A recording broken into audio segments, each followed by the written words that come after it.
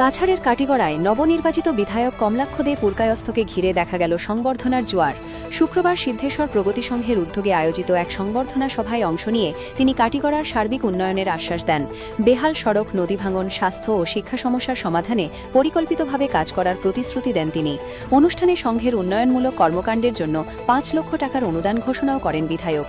এদিন গোবিন্দপুর ও ফুলবাড়ি তারিণীপুর জিপির পক্ষ থেকেও তাকে সংবর্ধনা জানানো হয়। পরে ফুলবাড়ির ভৈরববাড়ি মন্দির নির্মাণ কাজের ভিত্তিপ্রস্তর স্থাপন করেন কমলাক্ষ দে পুরকায়স্থ। কাটিগড়া থেকে সৌমিন্দ্র পালের প্রতিবেদন, ঈশান বাংলা নিউজ।